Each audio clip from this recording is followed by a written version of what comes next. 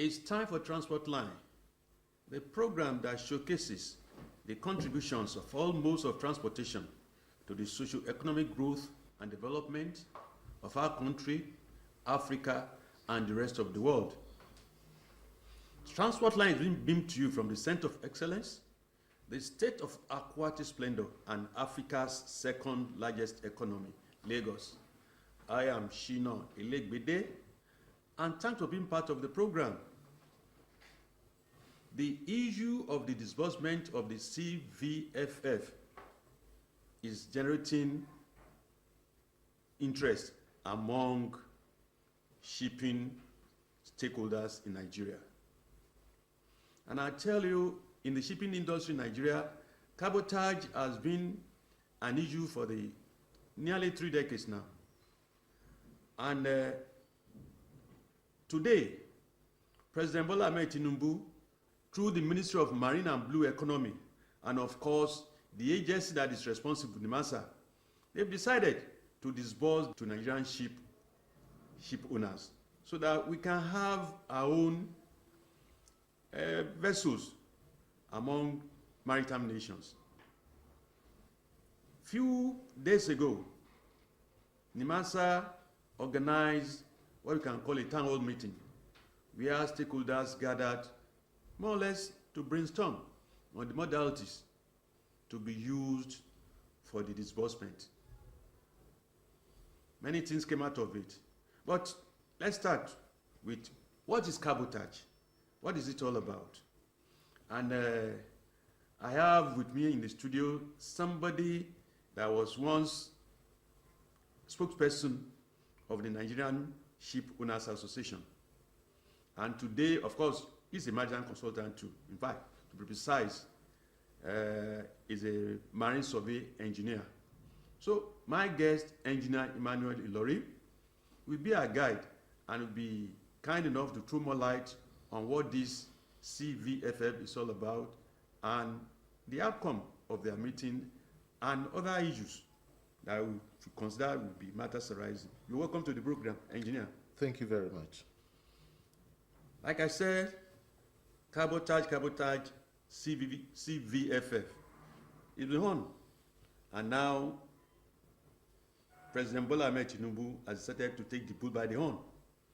For once, he has given a directive for the fund to be disbursed, $700 million.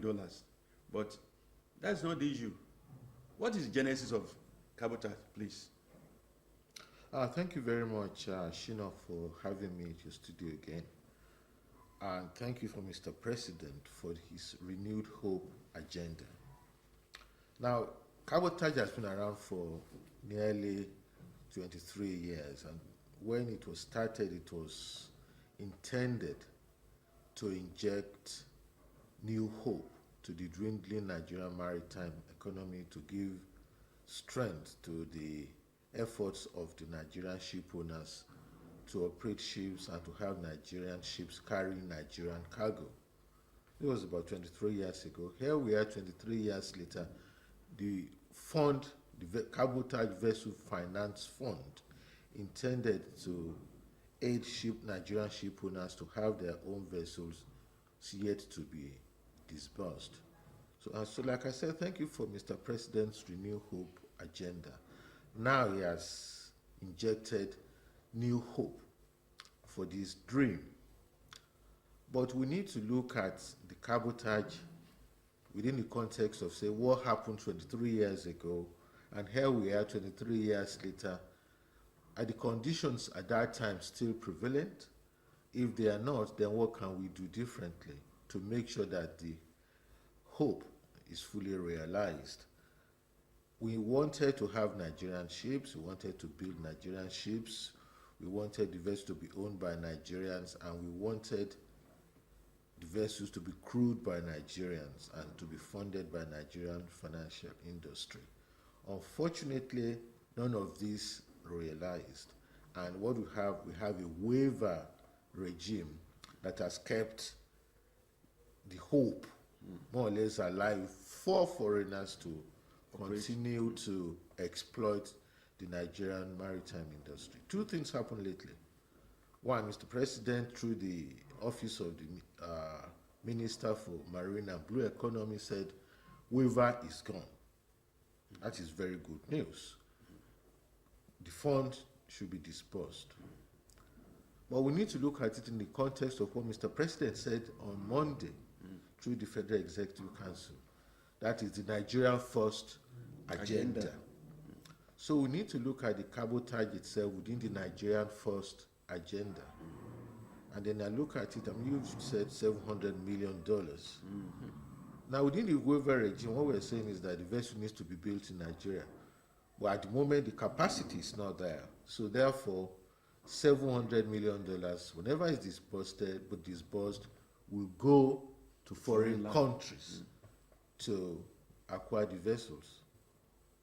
Within the context of Nigeria today, given the economic and financial situation, can we afford $700 million of capital flight in our present day economy?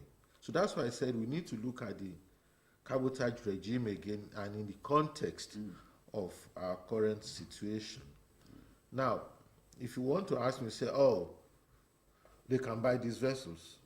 23 years ago, we have been at it, and we're still talking about building vessels in Nigeria, and then we are now going to go abroad to go and buy these vessels with $700 million. Can we not wait another 6 to 8 months or 9 months to revisit the act itself and put in place modalities that we can build the vessels in Nigeria? Mr. President wants us to create jobs, wants the economy to grow. We're a maritime nation that we can build upon our maritime endowment. Therefore, in my own opinion, I think even though we want to disburse the fund, let us disburse the funds in a way that will support Mr. President's Nigeria First and the Renew Hope. Which hope do we want to renew? Hope for new jobs, hope for Nigeria to be a technically developed nation, hope for us to have better financial system, hope for people to come to Nigeria, to invest in Nigeria. Let us look at it this way. If we were to go abroad to build the vessels, who's coming back here to invest in Nigeria? But if we build the vessels in Nigeria, and let me add that it's not rocket science. Can we to build in Nigeria? Yes, we can. And I say this with all my professional integrity. Ocean-going vessels? Yes, of course. It's not rocket science to build vessels in Nigeria. So we do not go to countries like, say, Malaysia now to we don't have procure to. a vessel? No, we do not have to. The vessels necessary for the cabotage regime can reasonably be built in Nigeria. How long will that take? Maximum 1 year to build a vessel. Then we can still wait. So that's why we are saying that we can wait. Mr. President's intention needs to be taken to the fullest extent. So to be applied such that we are not going to have another capital flight of $700 million going out to develop another country's economy. Let us pause, look at the rules again, and then build the vessels in Nigeria. Let's look at it this way. If we are talking $700 million, now we have said we want to have PLIs. They have increased the PLIs from 5 to 12 now. To 12. Now, excuse me if I have to say this, the same PLIs that nearly bankrupted the financial system through the way they managed their disbursements for the maritime industry, that took us to the AMCON. Thank God for AMCON that tried to rescue them. Is it the same PLIs that will be trusting the cabotage fund to? Questions to be answered. Now, let us look at the NCDMB. They started only 6 years ago on this funding, and they are doing very, very well to build the economy. Equipments are being manufactured in Nigeria. Nigerian indigenous owners and operators are being empowered. They partnered with the Bank of Industry, specialized bank. Now, the maritime industry is so big that we can have our own maritime development bank. Now, $700 million in the hands of a specialized bank will multiply a few times fold. Therefore, we are not going to be saying 28 vessels to be bought. We will be having a broader spectrum of people that can access the fund and develop the industry. It's not new. It's been practiced elsewhere. Other countries have had specialized financial institutions to develop specialized industry. And we cannot get bigger than the maritime industry. So we need to look at creating the Maritime Development Bank to actually build this industry. And the money that will be going out will be resident in Nigeria. Of course, there will be inflow of people who will want to invest in Nigerian maritime industry.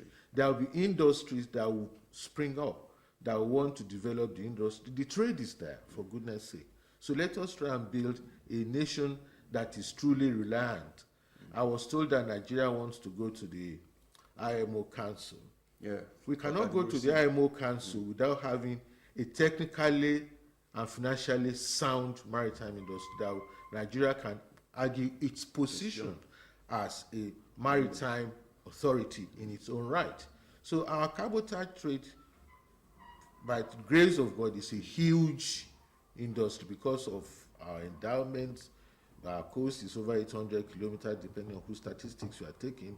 We have the oil sector there that is reliant on the water. So we have a huge opportunity in the marine for us to make sure that this valuable $700 million is judiciously expended, used locally to develop Nigerian economy in the spirit of Mr. President's Nigeria First.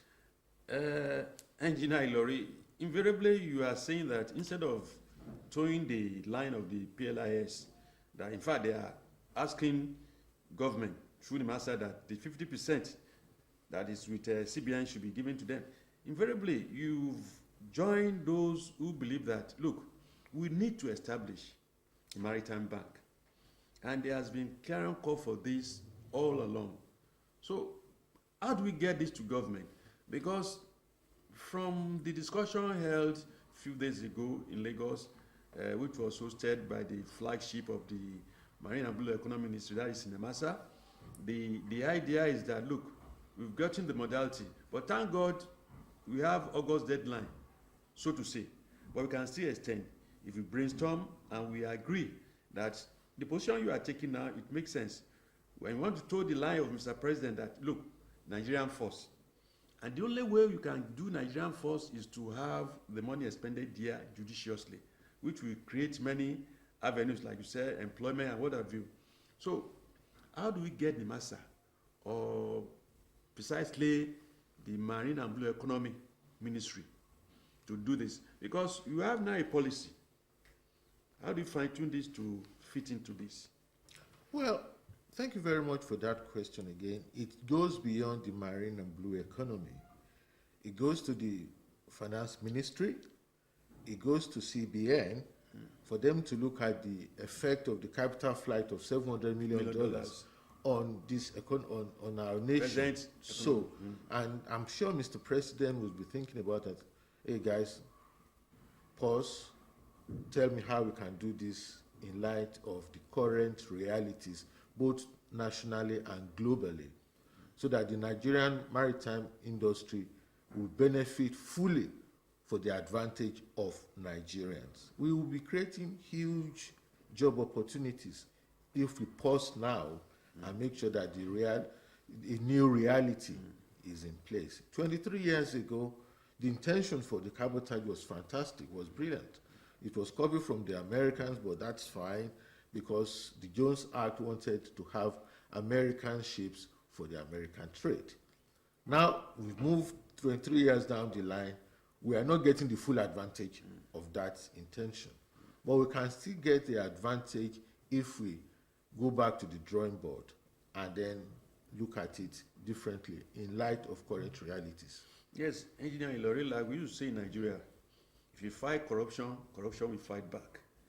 And as you are thinking ahead, trying to find solution to this issue of how we can really, genuinely and honestly expending $700 million for the benefit of Nigeria with the theme of Nigerian first. Maritime Bank now, as you suggested on the card, how do we distribute the equity, shareholding? Well, first and foremost, we're saying Nigerian bank. They've gone down the road of regional maritime bank. That's not truly to the advantage of Nigeria. We are saying Nigerian Maritime Development Bank, which is for the Nigerian maritime trade development. Good. So this started a few years back, about 3 or 4 assemblies back, when the idea of maritime bank went through the National Assembly, well properly debated, properly documented, and it went to Mr. President, President Buhari at that time. And then last minute, all we heard was that the president, last minute, could not append his signature to the establishment of a Nigerian Maritime Bank. It was debated, and many people actually subscribed to the idea. So it's not going to be a huge exercise to revisit that act and then salvage the present situation. So I present to Mr. President in the interest of his policy now of Nigerian first. Let's get going. These same companies that are abroad that are building ships will flood to Nigeria because the shipbuilding opportunity and the technical development of Nigerian maritime industry is huge. So they can easily come down here and we start building ships. Port kids that are roaming the street with degrees, maritime degrees, engineering degrees in maritime related industry will gain the necessary opportunity, gain the necessary development for us to be a maritime power. So it's all good for us if we pause and then look at the opportunities again.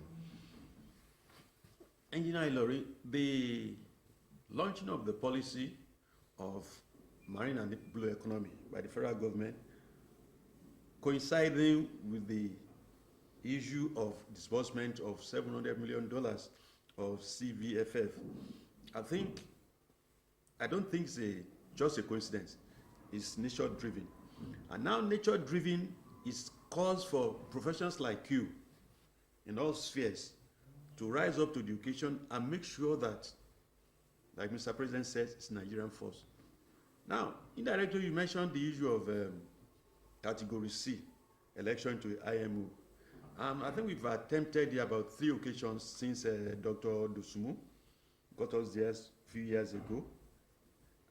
Now, what really should be done so that this time around, by the time we go into IMO Category C election, it will be pronto, Nigeria will be elected. Thank you very much for raising this issue of IMO Council. We've been at it now for a few years back. Now, our campaign at very best can get us to Category C. But then the issue is, how do we sustain our position and advance on that Category C? We can only do that by having a maritime industry that is technically sound, that is financially credible, that is politically credible among the Committee of Nations. Now, all nations are trying to shore up their coast about their maritime development. Those who have maritime power tend to be the one that will call the shots. So Nigeria needs to be able to say we have maritime power. First of all, we want to start building our own ships. That's technological advancement. We need to be involved in the development, technical developments within the IMOs. The IMO is a technical organization. So Nigeria needs to be having its voice at the IMO in terms of rules development, regulation development, and being involved in global maritime economy. You're not going to be involved in global maritime economy if you throw away your own maritime finance to another country, to develop another country. So we need to start from home, because once Nigeria is strong at home, we will become noticed elsewhere that actually Nigeria is good. take Malaysia or the countries we went to, they developed at home first before going outside. So we need to develop our home industry before we can be going out to say we want to participate. You're looking at your face, just it struck me that yes, you were at one time the chairman that reviewed the registry of NEMASA. And up to date, we've not, as far as records are concerned, we've not heard whether there has been increase in vessels flying Nigerian flags. What happened to your report? Has it been consigned into the dustbin history? When thank you for asking this question. I try to avoid going back to it again because it's very painful. When we embarked on the review of the Nigerian ship registry, we went to a few countries who we discussed with and about Nigerian maritime industry and the ship registry. And the opportunity, the advantage of Nigerian maritime industry is not lost on them. Went to Norway, went to America, went to the UK, and they all believed in Nigerian maritime industry and the potential to develop. And many countries wanted to collaborate with us to develop our registry. So, and we look at various opportunities and various modalities, and we made recommendations for the development of the Nigerian flag. The minister then was so happy about the report and he wanted it to be implemented. But unfortunately, we have changes in regime and there's no continuity. Somebody will come again and wants to see it differently. So the report, I believe the report is there.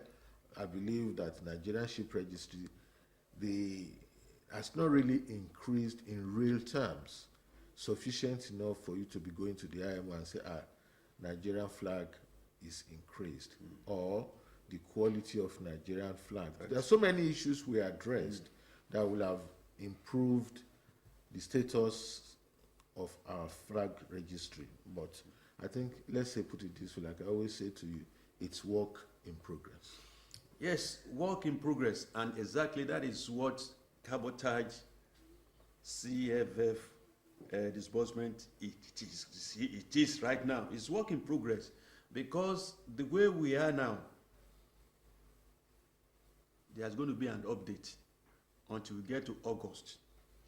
Whether we are going to shift the goalpost then in August based on our own discussion now, because the issue of Mr. President putting Nigerian first and the issue of taking a big chunk of $700 million from our fragile economy and frail economy, the way it is now, to the foreign land is not a good taste in the mouth. But I think the technocrats and people like you in the maritime sector, we judge you with all respect to you and throw your brains at it so that at the end of the day, Nigeria will be better off for it. Engineer Emmanuel, Ilori, I want to thank you for finding time. You really create time to come on this program because to me, it's a burning issue. The best for now is what? God. And the way we look at things, there are certain gray areas. It's the gray areas that we looked at today now so that we can move forward that way to be better for Nigeria. Thank you very much for being our guest, Engineer Emmanuel Ilori. It's a pleasure. Well, I hope maritime experts and stakeholders, especially those in the shipping industry, will set their mind thinking and making sure that we get the best out of this $700 million disbursement. Aside that, things are still hard though. Continue to be your brother's keeper. Compassion is the key word. Please be compassionate. That way, we have a better, sane society. Till next time, bye-bye for now.